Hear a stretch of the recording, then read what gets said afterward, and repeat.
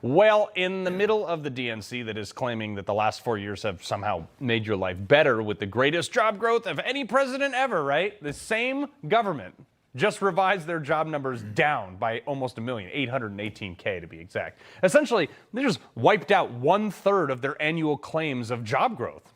Whoops. Of course, Trump weighed in on it too. Really isn't a revision. It's a total lie. Total lie. There's never been any revision like this. The Harris-Biden administration has been caught fraudulently manipulating job statistics to hide the true extent of the economic ruin that they've inflicted on America. Poor guy's got to be behind bulletproof glass. I mean, you see why I don't trust anything this administration says? And as I'm watching last night, I hear Michelle Obama actually say probably the first true thing I heard at the DNC. America, hope is making a comeback. Hope is making a comeback. Yeah, it is. I mean, there's a glimmer of hope in 4 years under Trump, and maybe it's coming back. I know they don't see it that way, but just like to remind them that Democrats have held the White House for 12 out of the last 16 years, and yet they still blame Trump for absolutely everything. Never once do they consider that their policies are the ones causing the problems we're actually facing.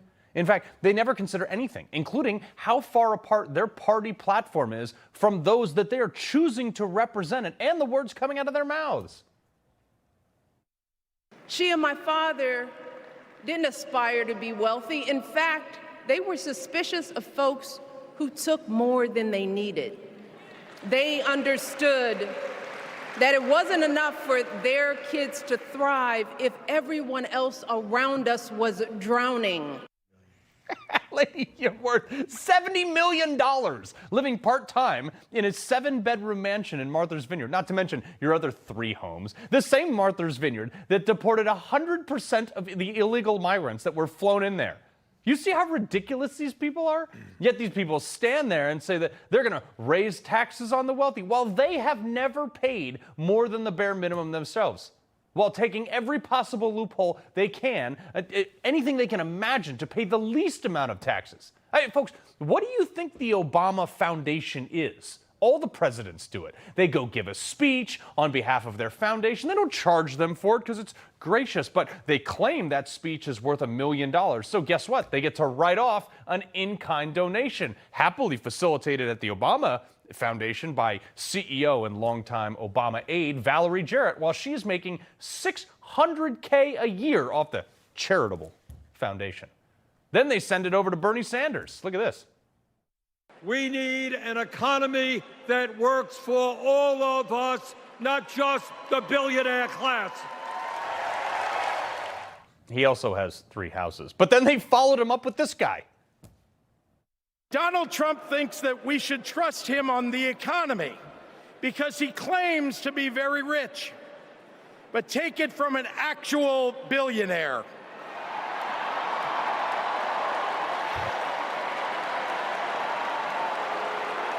Trump is rich in only one thing: stupidity. Illinois Governor J.B. Pritzker is worth $3.5 billion. I mean, make it make sense. The party has been super vague about policy. But one of the things that we've been able to extrapolate from all of Kamala's word salads are, in fact, some of her fiscal policy. Now, Kamala wants a 28% corporate tax rate, essentially erasing the Trump tax cuts on that. Now, that's not even the worst part. She wants a 44.6% capital gains tax. This would remove basically all private investment incentives into this economy. You see, billionaires don't actually have W-2s like us normal people. Billionaires take their money and make risky investments with high rewards that are taxed at a much lower rate than if you were making $250,000 in a salary on a W-2. This incentivizes people to grow and invest in the economy. But people like Kamala don't get that because she does nothing about anything. You slap a nearly 50% tax rate on investments and returns on those investments, people are just going to invest in other countries. Hell, they may even go to Canada. Oh, but it gets even worse. Kamala wants a 25% tax on unrealized gains. This is so dumb.